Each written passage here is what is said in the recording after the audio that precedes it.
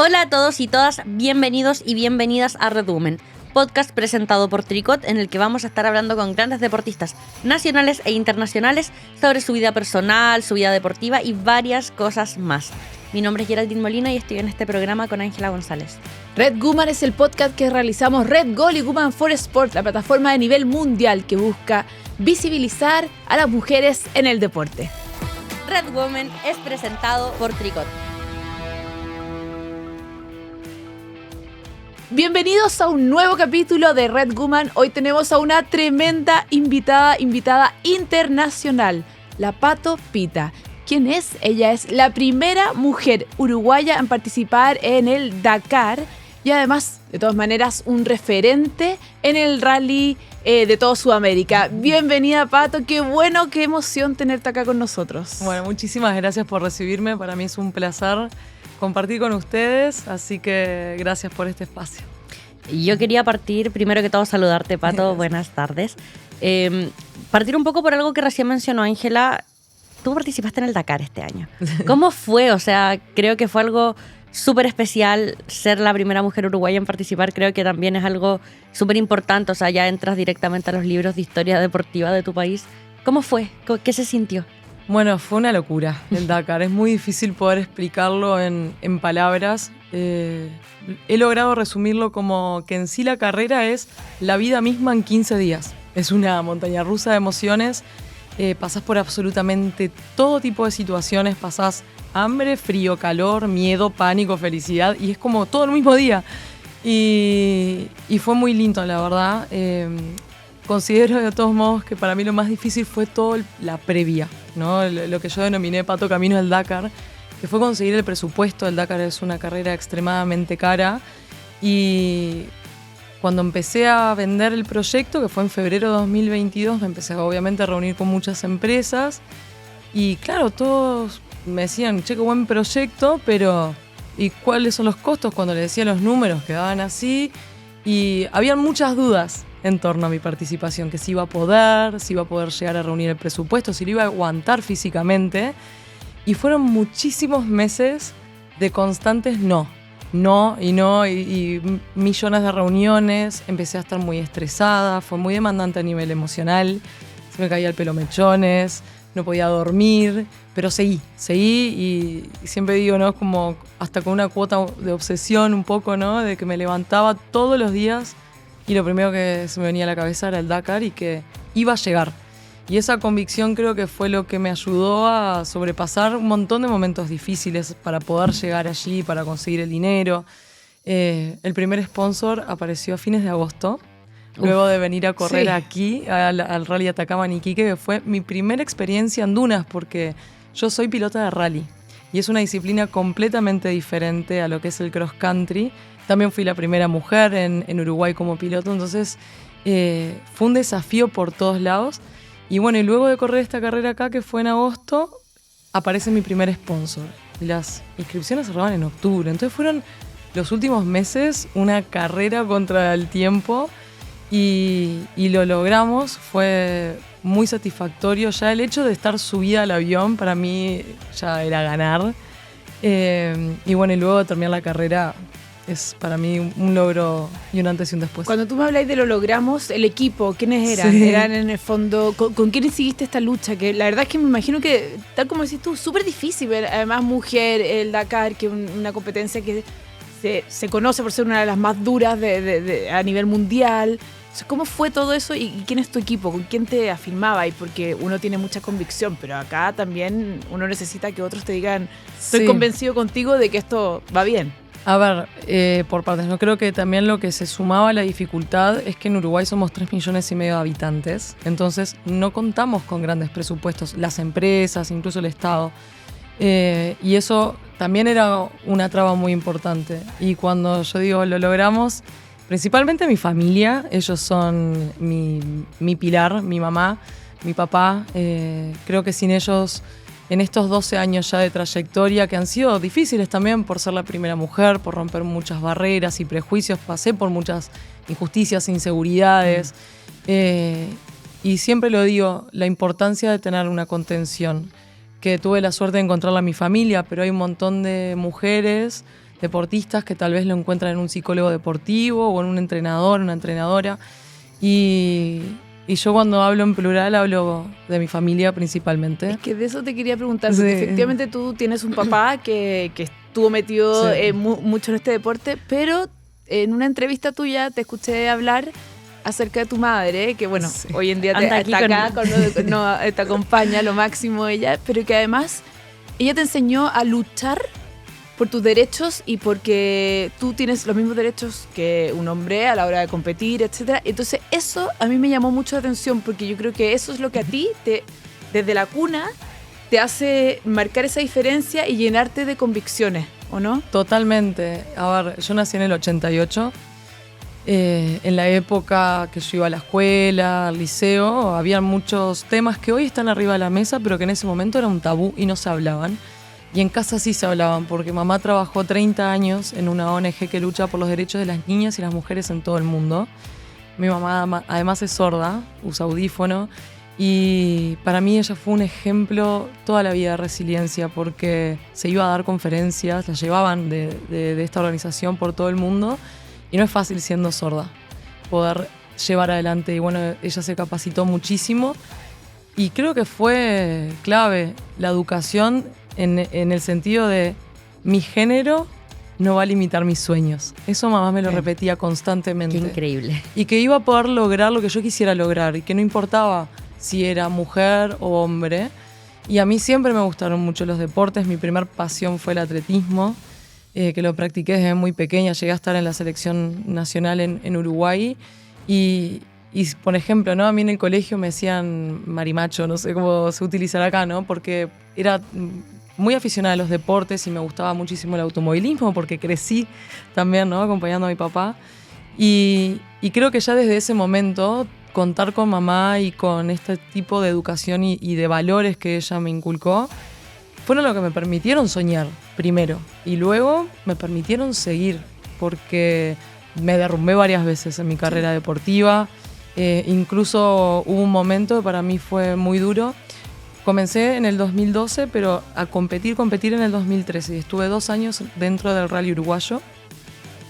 Y se me hacía muy difícil allá, porque bueno, no había mujeres. Era la primera, venía también bajo el ala de mi papá. Había muchas presiones, si iba a ser tan buena como él.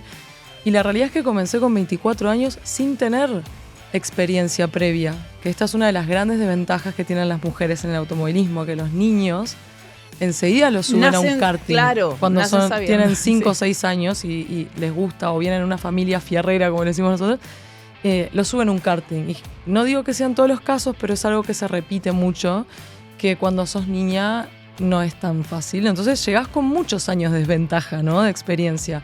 Y yo aprendí corriendo, y en ese momento pensé, quiero acortar mi proceso de aprendizaje, que siempre está, pero para lograr eso me tengo que ir de acá, tengo que salir como del ala de mi papá e irme a un lugar donde haya una variedad más amplia también de suelos. Uruguay es muy chato. Perfecto. Y bueno, y ahí me fui a Argentina, a Córdoba, que es como la cuna del rally, una de las cunas del rally en Sudamérica.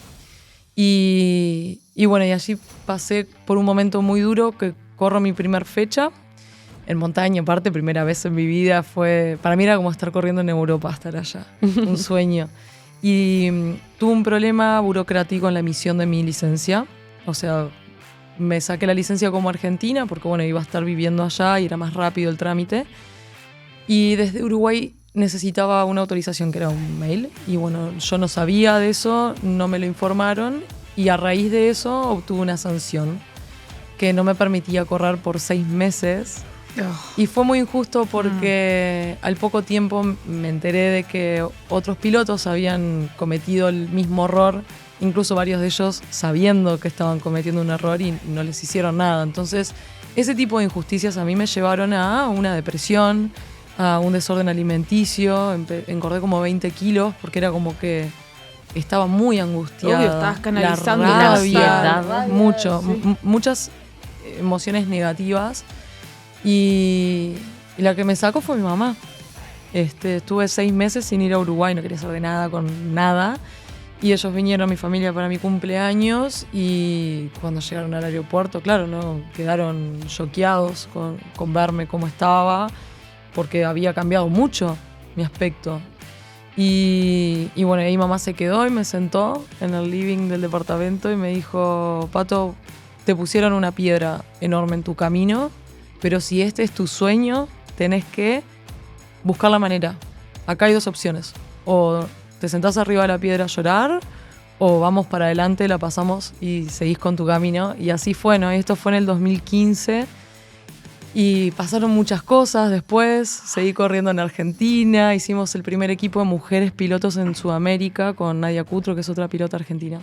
Qué crack todo lo que Y estás llegamos contando. al Dakar, Demasiado ¿no? inspiracional. O sea, y la verdad es que lo tuyo se aplica y es súper en todo orden de cosas, no solamente en el deporte, sino que en mil cosas. En Y la que las vida. mujeres, y esa frase muy linda, que en el fondo que tu sexo en el fondo no limite tus sueños. Exacto. La verdad es que es tan importante grabarlo a fuego desde el minuto 1 de todas nosotras, ¿no es cierto? Sí, creo que es muy importante poder transmitir las experiencias de cada una porque esto que a mí me ha tocado vivir en el deporte lo viven todas las mujeres, no importa el ámbito, la profesión. Y a ver, yo siento que muchas veces vemos a personas que tienen éxito y solamente vemos eso. Y no vemos todo lo que hay detrás, de que todos pasamos mal, sufrimos, pasamos por injusticias y nos caímos 1000 veces, Claro. pasamos por inseguridades, creo que es algo cultural que a las mujeres se nos educa de manera invisible, ¿no? A ser mucho más inseguras que los hombres. Es como Y a que... cuestionar mucho más el éxito que tiene la mujer, porque al final Exacto. se duda mucho más del éxito al que uno llegó, cuestionando por qué llegó a ese éxito, Exacto. mientras que el éxito del hombre no se le cuestiona. Mismo, Claro, el éxito. ¿Y qué dejó de lado para eso? Entonces, Claro. ok, está siendo exitosa acá, pero estás seguro que está haciendo aguas en la familia. Sí, Y no es tiene como por que qué ser así. tenemos o sea, cargadas muchas más responsabilidades que un hombre. Y, por ejemplo, un hombre cuando en un trabajo, en un ámbito laboral, tiene que pedir un aumento, el hombre va y lo pide. Las mujeres, no digo en todos los casos, pero en muchos casos, Generalmente, sí. hacemos un montón de cosas para que nos reconozcan y nos da... Para justificar el por qué Eh, estamos pidiendo el... Exacto, y nos da como cosa de ir, ¿no? A ponerle valor a nuestro trabajo. Y creo que eso es algo, como dije anteriormente, que es algo cultural y que está como invisible. Y obviamente eso nos pasa a todas. y yo creo que a las mujeres nos pasa en un tema que en el fondo enfoca a todas las mujeres, del sueldo, ponte tú, de ir a pedir un Totalmente. aumento. Normalmente es porque hay una amiga o la pareja o el marido o alguien que te dice, oye, tienes que ir a pedir un cambio porque hay que... Mientras el hombre no necesita que nadie le diga, él sabe, se va y como que es verdad que las mujeres de repente tenemos esta inseguridad Más de validarnos, miedos. de cómo lo hacemos, no sé qué. Exacto. Y bueno, yo también creo, y esto quizás, las redes sociales a veces nos muestran las mejores partes, el mejor lado, y no los lados de repente de esfuerzo, de pena, de tristeza, de soledad. Obvio. Y que de repente, claro, uno, por eso te agradezco mucho y encuentro muy, muy generoso de tu parte contarnos el lado B de lo que es llegar a cumplir tus sueños así como está ahí tan en alto, que en el fondo pero que pasaste Sí, por muchas situaciones, muchas penas. muchas y que- situaciones difíciles y eso como que yo lo he tomado de cierto modo como una especie de obligación o de responsabilidad de poder contar, ¿no? De que no todo es color de rosas y que incluso estuve sin correr 2 años, que hubo momentos que se me fue la motivación, que me costó salir adelante y fue muy, muy loco lo que me pasó en el Dakar. Porque, bueno, mismo el año pasado con todas estas dificultades que yo sentía, cómo iba a ser, y fue muy duro. Y cuando terminé el Dakar, el día que terminé, nosotros, bueno, lo hicimos con recursos muy básicos, entonces en carpa, no teníamos asistencia en carrera, pasamos por muchas situaciones que fueron muy extremas y cuando llego al hotel, el último día, la única noche en un hotel, estaba deseando llegar y una cama y una ducha. Y cuando agarro el celular y empiezo a ver los comentarios y los mensajes, porque obvio que en todos esos días estamos muy aislados, mucha gente, y no solamente Uruguay, gente de toda Latinoamérica, agradeciendo por demostrar que se podía. Y empecé como a mirar para atrás, ¿no? Todas estas piedras en el camino, todos esos momentos que me caí, que sufrí, y terminé agradeciendo hasta todo eso, porque me di cuenta de que todas las cosas malas que me habían pasado, malas por negativas o que a mí me hicieron sufrir, me habían preparado para ir a correr el Dakar y que ante 1,5 millones de adversidades por día nunca se me cruzó por la cabeza rendirme. Y siento que todo lo que te termina pasando en la vida te prepara para los desafíos. Y llega un momento que hasta le agradeces a las personas que te hicieron daño porque me hicieron más fuerte. Recordemos que Red Women es presentado por Tricot. Tejidos, todos los estilos, todas las tendencias, listados y mangas, colores y mucho más, solo en tiendas y tricot.cl. Ya lo sabes, si buscas lo mejor de la moda a precios increíbles, ingresa ahora a tricot.cl o encuéntralo en todas nuestras tiendas a lo largo de todo Chile. Visítanos. Ya comenzó Día del Niño en Tricot. Todo vestuario infantil a solo 4.990. No te pierdas, todo vestuario infantil a solo 4.990. Encuentra el regalo perfecto, solo en Tricot y tricot.cl. Pato, yo quería preguntarte un poco por, quizás retomar un poquito más un tema que hablamos hace un rato, la búsqueda de sponsor. ¿Cómo fue también el lidiar con la inseguridad que te da el que te estén cuestionando siempre? O sea, te están diciendo, pero vas a poder, vas a lograr correr el Dakar. Te están cuestionando constantemente. ¿Cómo es lidiar con eso? O sea, ¿cuánta falta hace quizás tener esta contención constante para poder sacarte de la cabeza todos los cuestionamientos que te está dando un ente externo que quizás nunca te ha visto competir, nunca te ha visto entrenar, que no sabe cuán fuerte puedes llegar a ser y solo te está cuestionando porque, bueno, no te quiere dar plata? ¿Cómo Sí, es? o porque piensan que esto, ¿no? Que se me repitió mucho y que incluso cuando volví del Dakar y hasta el día de hoy me pasa cuando voy a entrevistas, muchos periodistas me dicen, nos callaste la boca. Porque pensábamos, pero me lo dicen bien, pensábamos que no le ibas a aguantar. Y creo que, bueno, ahí hubo como varias herramientas, por decirlo de alguna manera, que a mí me ayudaron, primero a modo personal, que fue la convicción conmigo misma. Del día decidí, sabiendo que iba a ser un camino muy difícil y arduo para conseguir los presupuestos, pero la convicción completamente sellada en mi corazón de que lo iba a lograr. Y eso te da, ¿qué hace? No dejas ningún momento un espacio para negociar con vos misma, porque me pasaba también de por ahí amigas, amigos que me veían que estaba sufriendo y me decían, Pato, ¿por qué no te lo propones para el 2024? Decían, no hay chance, porque si yo abro esa puerta, todo se me va a derrumbar. Y eso, como mantenerme firme en esa decisión conmigo misma de que lo iba a lograr, creo que fue una herramienta muy importante. Y cada vez que iba a una reunión y salía con un no, y era como un proceso muy lineal que lo hacía irracional, que en mi cabeza lo transformaba en un sí voy a poder. Me lo repetía constantemente, eso me ayudó mucho el año pasado, a hablarme de manera positiva. O sea, llevé el positivismo a un nivel extremo, ¿no? Claro. De verdad, porque había momentos que todo se venía abajo y siempre creo que fue... A ver, a veces no es que te podés mantener siempre súper positiva, porque también me pasaba eso de que a veces me venían inseguridades y miedo, y para mí ahí es donde entra esta contención de mi familia, de que a veces, bueno, yo el año pasado me instalé en Montevideo, que es la capital de Uruguay, nosotros somos del interior. Estuve muchos meses durmiendo en casas de amigas, en sillones, y llegaba a la casa de mis papás, a veces como queriendo simular de que estaba bien, pero obviamente ellos me conocen, saben que venía muy estresada, y que me dijeran que estaban orgullosos de mí por intentarlo y que lo iba a lograr. A mí eso me llenaba de fuerzas, ¿no? Y bueno, y ahí salía un lunes más a tratar de comerme la cancha. Y no paré, y eso creo que también fue lo que después hizo que la repercusión, al menos en Uruguay, fuera muy buena, ¿no? El ir a todos los canales, ir a todas las radios. Y creo que para mí, al menos, hay algo muy importante que me lo enseñó mi psicólogo deportivo y que nunca lo había hecho, que es aprender a reconocer nuestras herramientas, ¿no? Para poder llevar adelante las metas y los sueños. Y un ejercicio muy bueno, que ya se los cuento por si hay alguien que lo quiera hacer, que está de más. Él me hizo primero escribir a modo personal cuáles habían sido para mí mis logros en la vida, luego cuáles eran mis logros deportivos, y después que pensara qué herramientas me habían a mí ayudado a lograr todo eso.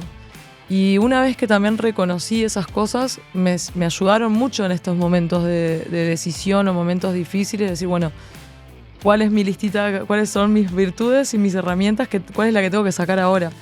Y eso me ayudó mucho también. como al final el verbalizar las cosas buenas que uno tiene, que de repente síndrome del impostor, a uno se le olvidan un poco esas cosas buenas que uno lo han llevado a donde está, que de repente para otros pueden ser lugares no tan importantes, pero finalmente sí lo son. Y sobre todo si una es mujer que está abriendo puertas. No, y logros me parece en la vida cotidiana que tenemos todas y que no nos reconocemos.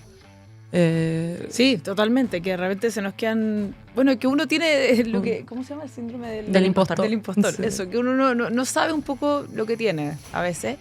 Y por eso esto es círculo de contención y yo creo que, bueno, tu mamá y tu papá han sido clave en todo esto y se nota. Y eso en el fondo es la gran suerte que te han llevado de la mano en este camino. Sí, y la ayuda de los psicólogos deportivos también fueron muy importantes, la primera vez que fui a uno fue ahí en el 2015 cuando tuve, bueno, todo ese episodio negativo y me ayudó muchísimo. Él fue el primer psicólogo y es como que también me hizo ver de que estaba con tantas piedras en mi mochila que no estaba disfrutando de mi pasión.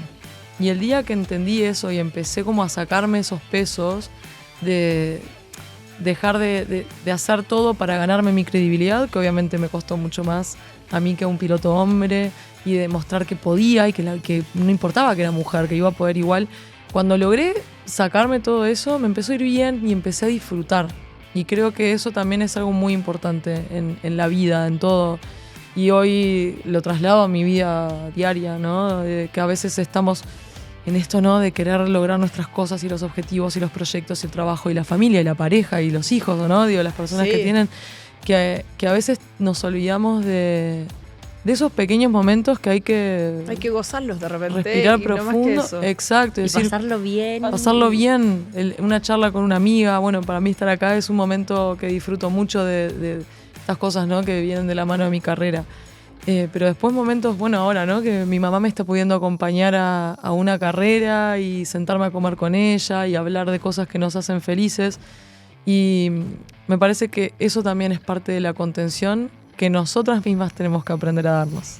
Absolutamente. Muy importante. Oye, Pato, cambiando de tema radicalmente, pero como el insight del Dakar, Sí. como un poco desde cómo son las noches, las alojadas, la carpa, llegar, temas como más de repente del día a día, el tema de baño, todos esos temas que de repente uno no sabe y ahora tenemos a alguien que compitió que nos ¿Cómo puede es? contar cómo es. Ay, el Dakar es... a ver, bueno, son 15 etapas con un día de descanso. Nosotros llegamos el 25 de diciembre, o sea, después de Navidad, nos tomamos el avión y partimos para allá. Llegamos el 28 a Arabia Saudita, que se corrió ahí este Dakar. Y bueno, los primeros días son más bien para verificaciones técnicas, administrativas. Era todo, para mí, impresionante el tamaño que tiene la asistencia, el vivac del Dakar. No podía creer, creo que nunca lo pude recorrer entero. Son 500 vehículos, más o menos, que largaron la competencia.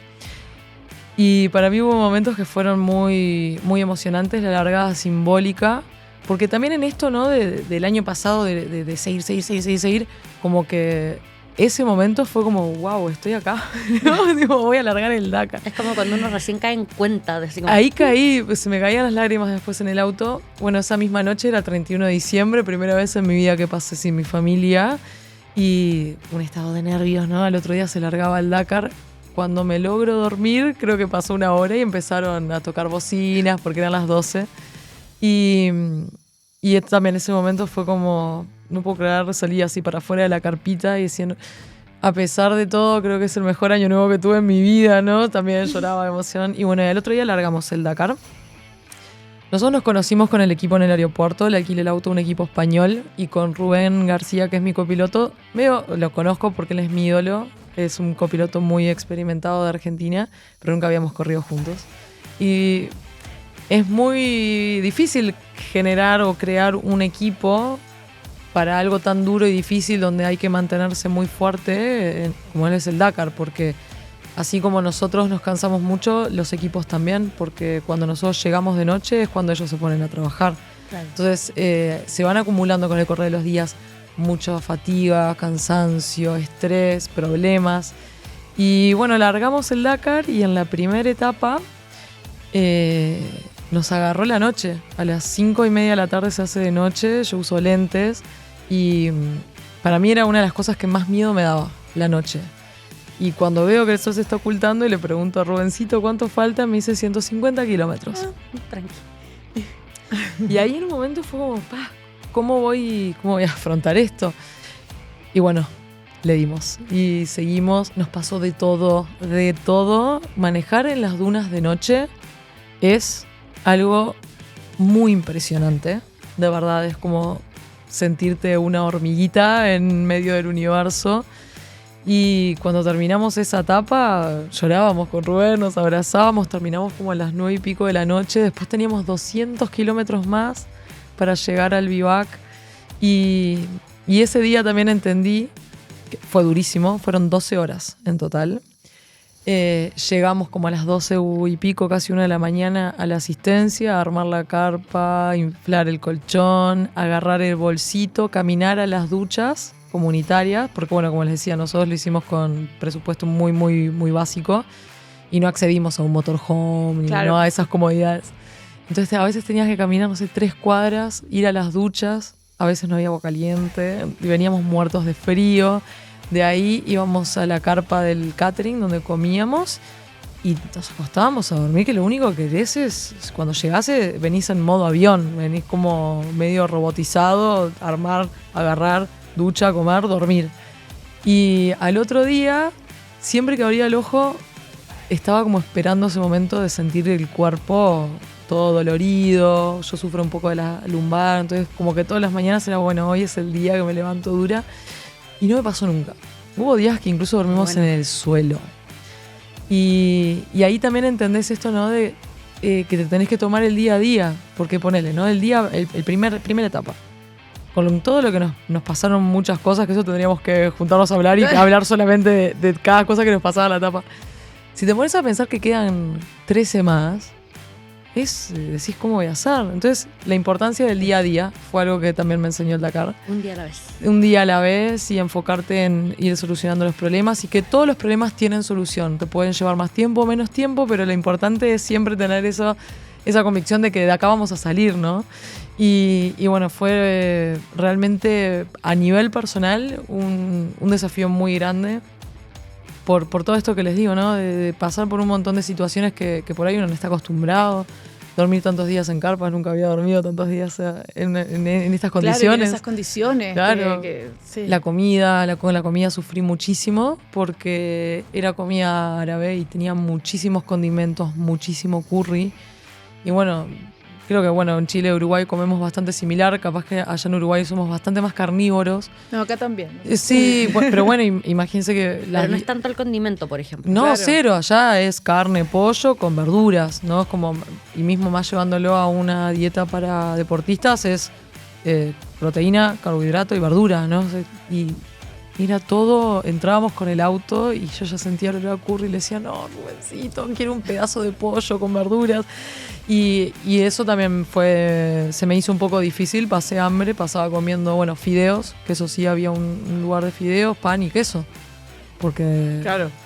Pero te hace falta la proteína, ¿no? Total, Es algún paso de pedazo de ir, carne. sí. A veces comía igual, pero era fuerte, estaba muy, muy condimentado.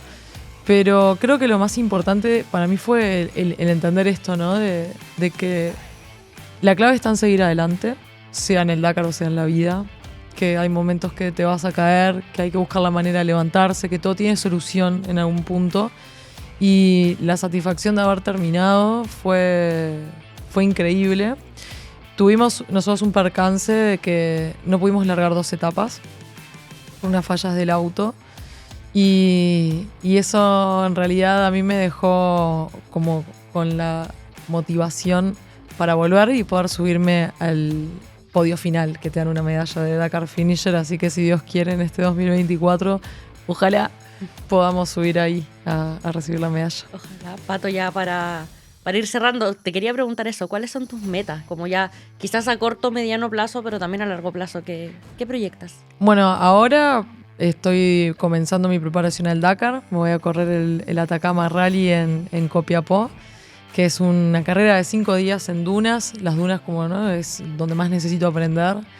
Y me encanta venir acá porque el año pasado, que fue la primera vez que vine, me recibieron con una calidez toda la organización y los competidores, que realmente me encanta y me gustaría, ojalá se pudiera hacerlo el año que viene, correr el campeonato de cross country en Chile, que son 5 fechas, así que bueno, si Dios quiere por ahí podamos conseguir alguna marca que me permita, ¿no?, estar aquí. Y creo también muy importante porque no hay mujeres. Y no hay muchas mujeres tampoco pilotos en el rally. Bueno, acá en Chile en el rally móvil no hay. Así que creo que también sería importante venir y también demostrar que se puede. Y a largo plazo, bueno, correr el Dakar 2024 y mi sueño, capaz que sería poder correr el Campeonato Mundial de Cross Country. Pero bueno, paso a paso, ¿no? Creo que ahora la vista está puesta en el Dakar 2024 y tratar de llegar con un poco mejor que este año, ¿no? Un poco más mejores condiciones. Oye, Pato, qué entrevista nos acabáis de dar, o sea, qué inspiracional todo lo que dijiste, la verdad es que Tremenda. un gusto, pero tremenda, te pasaste. Te queremos ver en el 2024 en Dakar y te queremos ver el próximo año acá en Chile. Tienes que venir mucho más seguido, para que tenemos como varios capítulos de esta entrevista. Todavía nos faltaron demasiadas cosas que te queríamos preguntar. Pero un gusto tenerte acá y qué gusto que estés aterrizando y hayas venido acá a Red Woman. Y por lo mismo te tenemos un regalo de nuestro auspiciador, nuestro querido auspiciador Tricot, que te mandó un regalo. Así que para que siempre puedas competir ahí. Me encanta.